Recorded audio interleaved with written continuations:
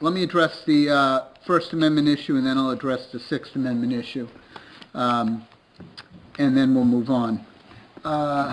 So the court is required to make Waller versus Georgia findings in order to have the courtroom closed under the First Amendment and the Sixth Amendment. And there needs to be an overriding issue in order to be able to close a courtroom.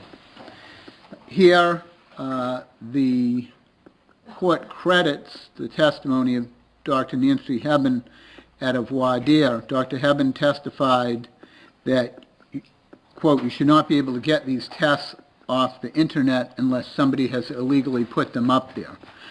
She also indicated that you shouldn't be able to find the Sears and MFAS test questions on the internet. She further indicated that the release of these test questions would compromise testing of malingering for mental health providers throughout the country, and indicated that was not limited for forensic purposes, but for treatment purposes as well, and the information is proprietary.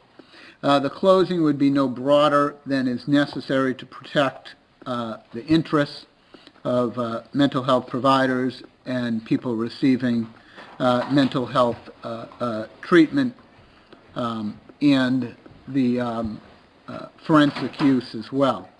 The courtroom will be closed specifically only for questions that go to the issue of the MFAS and Sears questions that were posed to Mr. Chism. As far as the closure goes, the court would impound the transcript of those questions, make them available under a protective order to counsel for anyone who wishes to intervene in the already existing interveners of the Boston Globe and the Lawrence Eagle Tribune. They could be reviewed, and the court would have a hearing as soon as the interveners were ready to address whether or not those questions on the Sears and MFAS should be released. The court finds the closure is no broader than is necessary to protect the interest outlined. The court proposed an alternative which would have required consent of the media covering the case, because the court could not order prior restraint or a gag order in this situation if people were in the courtroom. For reasons that the court completely understands and appreciates, the interveners did not take the position that the court proposed as to a narrower alternative. While I completely understand that position, and that it is to further a principle beyond this particular case, it's necessary under Waller versus Georgia that the court explored alternatives to closure. And finally, this will constitute the findings of the court required under Waller versus Georgia. Now, Ms. Regan, on the Sixth Amendment issue, is there any objection to the closure for these limited terms? No. And have you had a chance to talk about this with your client? Mr. Rossler has. Yes, he understands that. And does he agree? And he agrees. Okay, now, Ms. McDougall, I don't know if you want to consult or don't want to consult with Mr. O'Sullivan, but considering the cases since Commonwealth versus Dyer interpreting Commonwealth versus Cohen, it seems clear that that would constitute a waiver such that a colloquy would not be necessary. But if the Commonwealth is requesting a colloquy, I'd do it. Thanks to Mr. Felton, this is not an issue on which I need to consult with Mr. O'Sullivan, and I'm fine. I've forgotten. Okay. I'd like just for a little guidance. And while you're doing that, are we ready to bring the start lining up the Yes. jurors in? Okay, if we could let's get the jurors, please. Thank you. And just check, put up.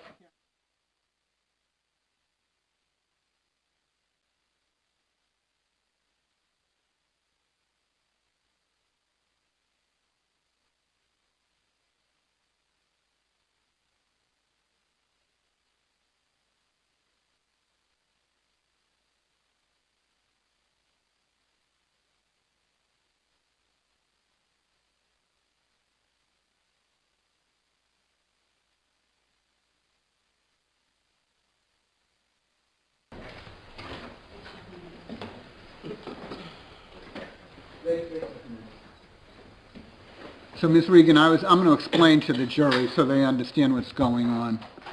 And Ms. McDougall.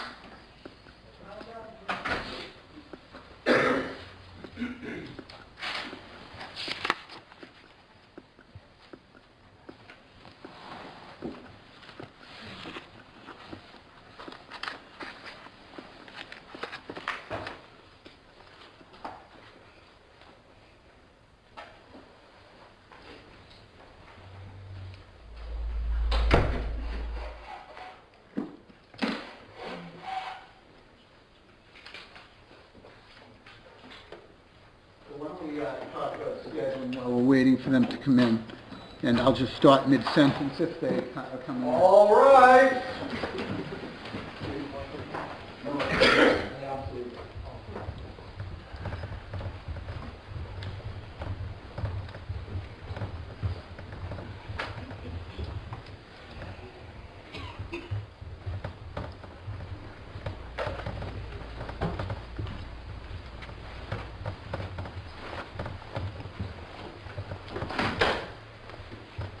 Hear ye, hear ye, hear ye. All persons having anything to do with the Honorable David Logan, Justice of the Superior Court, now sitting at Salem within and for this county of Essex, draw near. Give your attendance and you shall be heard. God save the Commonwealth of Massachusetts. This court is now in session. You may be seated. Good morning, ladies and gentlemen. The jury, I have a series of questions for all of you. If you answer to any of my questions is yes, please raise your hand. Otherwise, there's no need to respond to my questions. Any of the jurors have any difficulty following the instructions not to talk about the case among yourselves or with anybody else? Any of the jurors have any difficulty following the instructions of the court not to do any independent investigation concerning this case and avoid any information from any source other than the courtroom? Is there any serious and substantial issue involving your jury duty that you need to alert the court to at this time? None of the jurors have answered affirmatively. So there's going to be a point in Ms. Regan's cross-examination where I am going to close the courtroom. I don't want you to not understand what's going on. It has nothing to do with your role as the sole and exclusive judges of the facts of the case. It's simply an issue of law for the court under the First Amendment and the Sixth Amendment. But at a certain point in time, I am going to close the courtroom. And the reason for that is there's going to be questions concerning, from Ms. Regan, that specifically outline questions in the MFAS and Sears tests. And if those questions were to be disseminated, they would compromise the use of those type of tests in all sorts of circumstances. So when you see everybody leave the courtroom, they'll be doing so, and only for those questions. Indeed, if, as awkward as it may be, if there's a follow-up question to an answer, and that follow-up question doesn't involve stating one of the other questions, we're going to have an awkward situation where everybody's going to come back in to that one question and leave again, because the closure can be no broader than is absolutely necessary based on the determination of the court. So I just wanted to let you know that that was happening. Unless someone needs a recess before 10:45, we'll take the recess at 10:45, and if we could have the witness resume the stand, please. Dr. Heaven.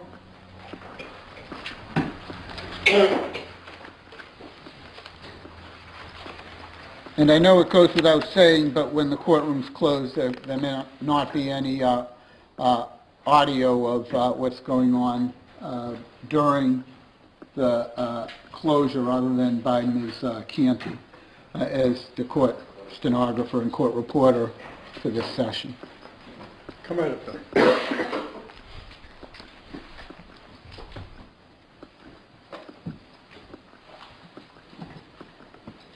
You wish to speak to the witness, Your Honor? She's all set. Doctor, good morning. Good morning. You remain under oath. Thank you. Ms. Regan, please. Dr. Heaven, good morning. Good morning. You gave to Philip Chism the Miller Forensic Assessment of Symptoms test, correct? Correct. And that's called MFAS, correct? Correct. Now, on that test, there are approximately 25 questions, correct? I think there are exactly 25 questions. There are 25 questions on that test, correct? Correct. And the answers that are available to those questions are yes or no, correct? I believe so.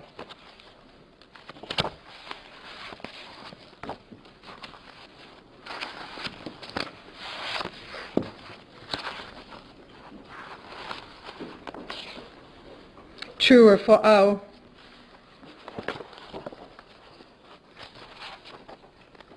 Yes, no, true, false. Always, sometimes, no, never. So that's are the choices. Yes. Now, in the Beck Youth Inventory that you administered, there's 100 true and false questions, correct?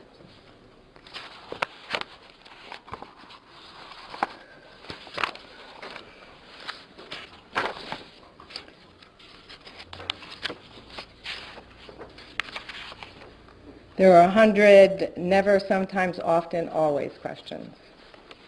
And with the MNPIA, there are over 400 questions, correct? Correct. And the responses are true, false? Correct. And with the SEERS, which is the Structured Interview of Reported Symptoms, there are varying answer selections, correct? Yes. And one section is no answer, no, sometimes, definitely yes. Oh, I see what you mean by no answer. Yes. And one section is no answer, no, yes, unbearable. One section is no, yes, unbearable, yes. I don't know if I asked you about the basic to the SRP. That's 176 true and false? No, that has two sections, Oh, okay. some of which are true, false, and some of which have graded responses. If I can find it, I'll tell you what those graded responses are. Never, sometimes, often, always.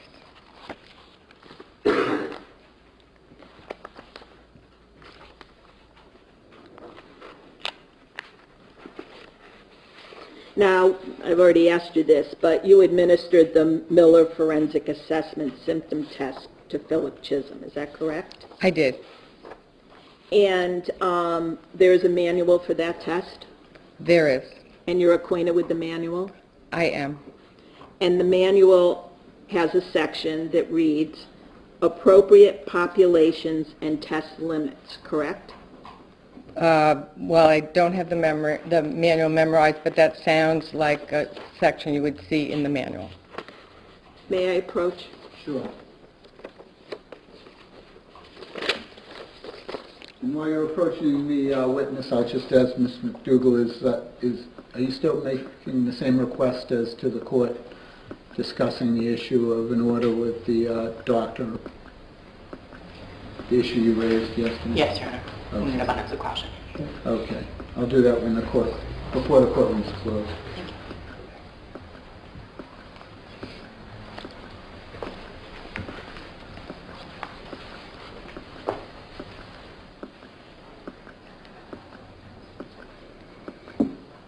Do you recognize that as the professional manual?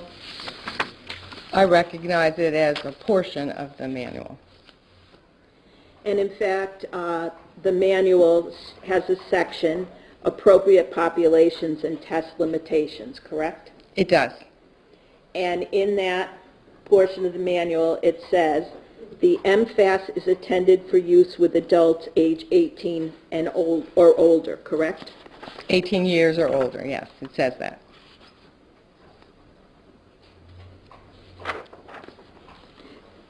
It also says the MFAS has not been validated for children or adolescents under the age of 18 years, correct?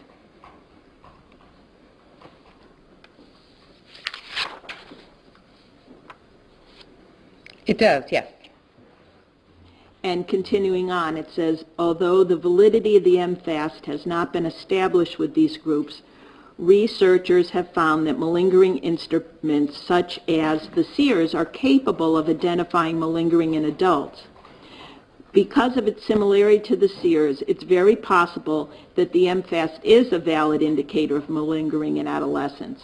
Although clinicians and researchers may use the MFAS with children or adolescents on an experimental basis, further research is required to establish the validity of MFAS results before clinical decisions based on this instrument can be made with such populations, correct?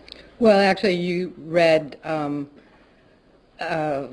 a portion of it incorrectly. Why don't you read the portion that I read incorrectly? You said that, you said researchers have found that malingering instruments such as the Sears are capable of identifying malingering in adults, and it actually reads adolescents. Oh, I apologize. So let's read that sentence over again. Although the validity of the MFAS has not been established with these groups, researchers have found that malingering instruments such as the Sears are capable of identifying malingering in adolescents, correct? Correct.